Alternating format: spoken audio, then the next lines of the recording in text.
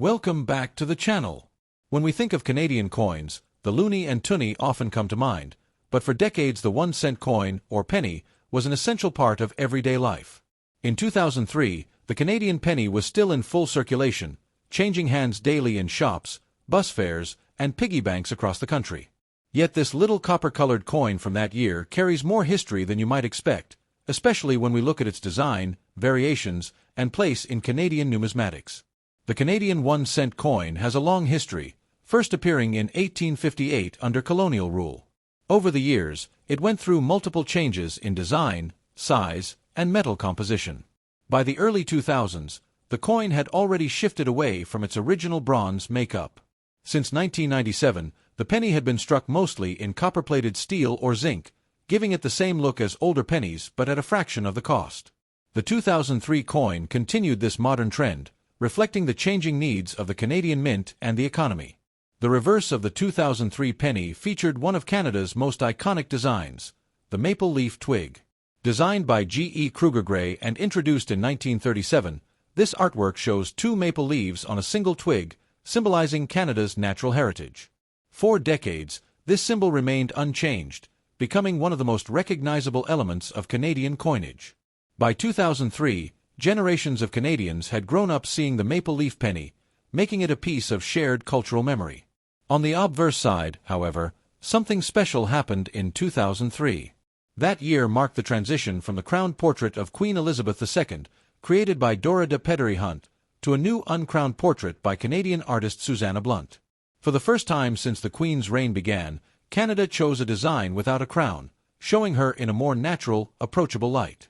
This meant that in 2003, two different versions of the penny were struck, one with the older crowned effigy and one with the new uncrowned effigy.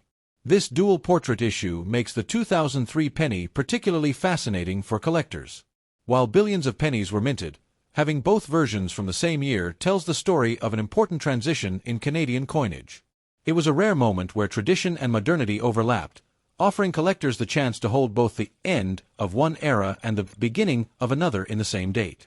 The physical details of the coin remained consistent. It measured 19.05 millimeters in diameter and weighed 2.35 grams, with a smooth edge. Its copper-plated steel core gave it the classic reddish color, but with a magnetic property that older bronze pennies didn't have. In fact, a simple magnet test can reveal whether a penny is from the modern steel issues or one of the earlier zinc-based versions. For everyday users, it made no difference, but for numismatists, even the metal told part of the story. By 2003, the debate about the usefulness of the penny was already heating up in Canada. Inflation had eroded its value, and the cost of minting each cent was close to or even higher than the coin's face value. Many argued that it was time to phase out the penny. Still, in that year, it was an indispensable coin, and Canadians continued to carry and use it daily. Looking back now, the 2003 issue feels like it was part of the last chapter before the end of the penny a decade later.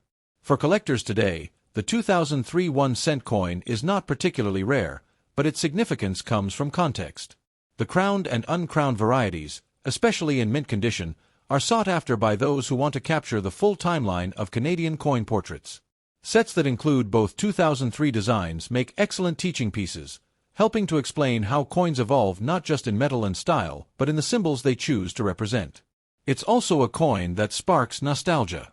Many Canadians remember these pennies from their childhood piggy banks, from counting change for candy, or from the jingling handfuls given out as change at the corner store. Now that the penny has been officially withdrawn since 2012, coins like the 2003 issue act as little time capsules, reminders of how everyday life once revolved around even the smallest denominations. So, the next time you spot a 2003 Canadian penny tucked away in a drawer or at the bottom of a jar, take a closer look. Check whether it carries the crowned or uncrowned effigy, and think about the historical moment it represents. Though worth only 1 cent in its day, it now carries far greater value as a piece of Canadian history. Small, simple, and often overlooked, the 2003 1-cent coin tells the story of a nation's identity, its economy, and its journey through time.